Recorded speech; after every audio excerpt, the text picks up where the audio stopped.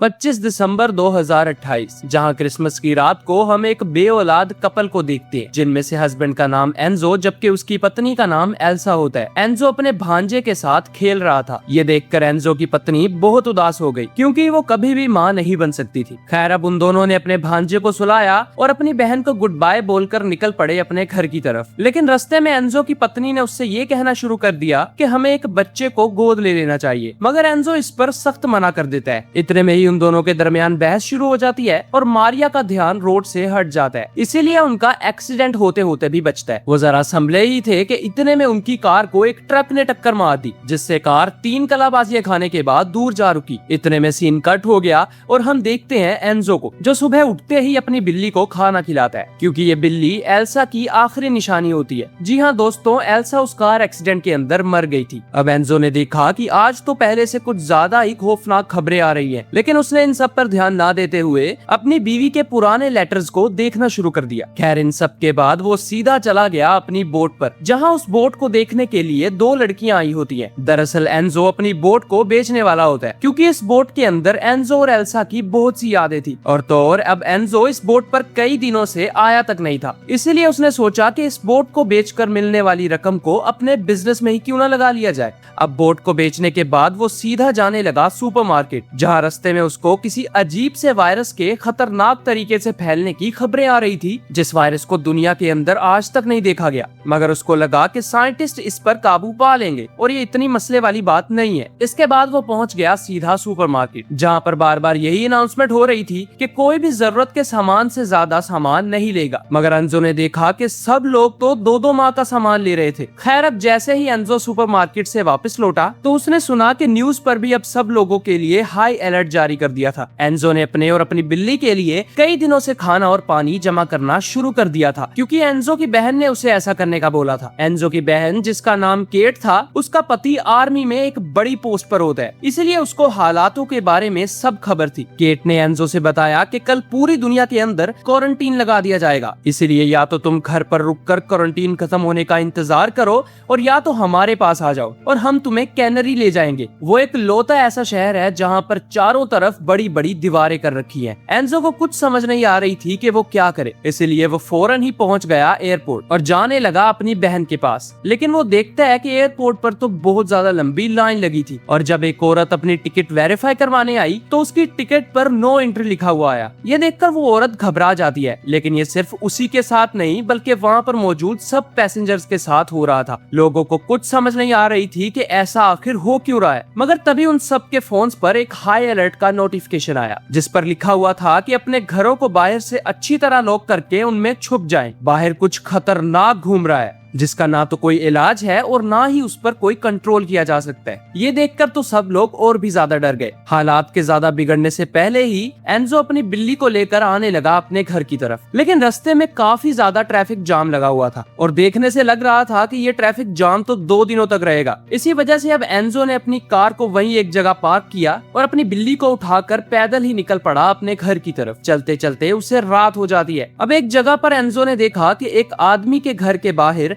Army वालों ने safe zone बना रखी थी, जहां पर वो एक आदमी को बांध कर ले जा रहे थे। मगर उस आदमी के मुंह और हाथों को बांध रखा था, मानो जैसे उस आदमी के मुंह में से उस वायरस ने अटैक करना हो। खैर, अब जैसे तैसे एंजो अपने घर पहुंच ही गया, जहां पर उसको सफर ने इतना थका दिया था कि वो कुछ किए बगैर ही आते ही सो गया। जब वो सुबह उठा तो उसको केट का मैसेज आता है, जिसमें केट ने कहा कि हम कैनरी पहुंच चुके हैं, यहाँ सब लोग बहुत ज्यादा सेफ हैं, इसीलिए तुम भी अपने आप को सेफ रखो और किसी भी हालत में उस घर से बाहर कदम मत रखना। उम्मीद है कि 10-12 दिनों के अंदर इस सिचुएशन पर काबू पा लिया जाएगा। अब एंजो बेचारे को तो पता तक नहीं था कि आखिर ये वायरस है क्या। वो तो उसे तब पता चला जब उसने सोशल मीडिया पर लोगों की पोस्ट की हुई वीडियोस देखी, जिन वीडियोस के अंदर लोग वहशी बनकर दूसरे लोगों को काट रहे होते हैं और उनका खून पीने लगते हैं। एंजो कुछ और जान पाता है इससे पहले ही उसके फोन पर एक और नोटिफिकेशन आया, जिसमें उनको बताया गया कि आज से इंटरनेट कनेक्शन को भी काटा जा रहा है। ये देखकर एंजो फौरन से आ गया सुपरमार्केट। उसने देखा कि सब लोग राशन के पीछे पागल हुए पड़े थे। एंजो ने भी वहाँ से कुछ बचा कुछा खाना उठाया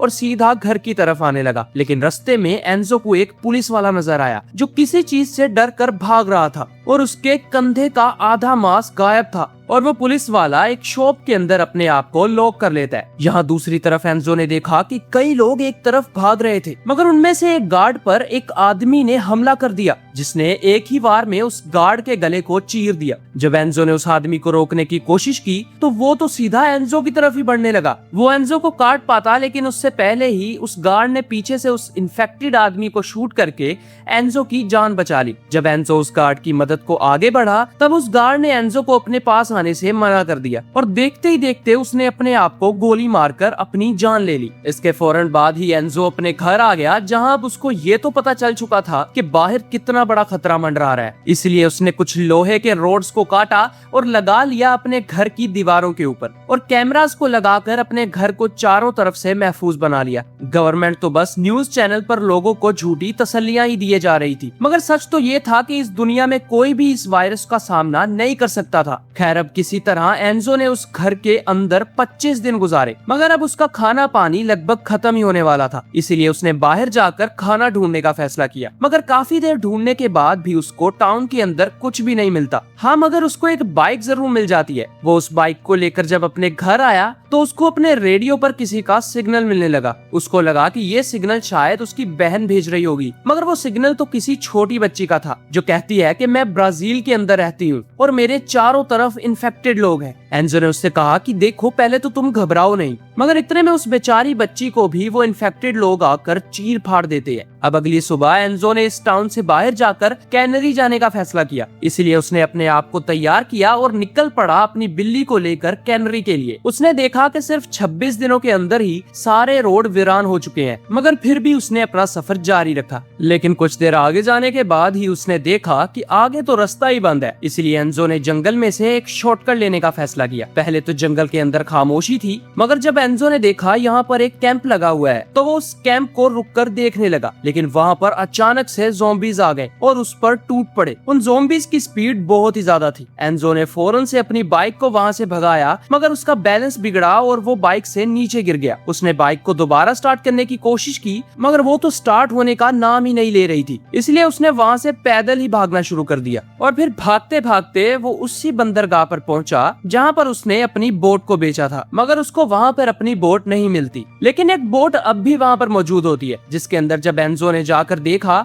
तो उसको वहाँ पर इन्फेक्टेड बच्चा दिखाई दिया। दोस्तों, वो बच्चा इतना भयानक था कि मैं YouTube की पॉलिसीज की वजह से उसे आपको नहीं दिखा सकता। खैर, अब एंजो ने उस बोट में से एक छोटी बोट को लिया और आ गया बीच समुंदर के अंदर, जहाँ पर उसको एक और बोट वाले मिलते हैं। वो लोग दरअसल उसी कैंप को ढूंढ रहे थे जहाँ पर आर्मी ने सेफ जोन बना रखी थी, मगर उनको उस कैंप की लोकेशन का नहीं पता था। लेकिन जब एंजो ने कहा कि मैं जानता हूँ कि वो कैंप कहाँ है, लेकिन मैं आपको तभी बताऊंगा जब आप भी मुझे अपने साथ लेकर जाओगे, ये सुनकर वो लोग मान गए। मगर वहाँ पर एंजो को उसका पुराना दोस्त मिलता है जो उसको कहता है कि इन लोगों को कुछ मत बताना, ये लोग बहुत जालिम है। ये उस लोकेशन पर जाके वहाँ पर इन्फेक्टेड लोगों को छोड़ देंगे जो इन्होंने बोट के अंदर कैद कर रखे हैं। अब इसके फौरन बाद ही एंजो और उसका दोस्त पीटर निकलने लगे एक छोटी सी बोट को लेकर, मगर इसका पता उन बोट वालों को भी चल जाता है। इसीलिए उन्होंने एंजो और पीटर पर फायरिंग करना शुरू कर दी, जिससे एक गोली पीटर के कंधे में भी जा लगी, मगर खुशकिस्मती से वो उनसे बचकर निकल ही गए और किनारे पर आते ही उन्होंने एक कार की मदद से हॉस्पिटल जाना शुरू कर दिया। पीटर का काफी खून बह चुका था। अगर उनको 30 मिनट के अंदर अंदर हॉस्पिटल ना मिला तो वो मारा जाएगा, लेकिन वो किसी तरह हॉस्पिटल पहुंच ही जाते हैं। वो कार से बाहर निकले ही थे कि कार की आवाज का पीछा करते करते कई ज़ॉम्बीज भी वहाँ पर आ जाते हैं।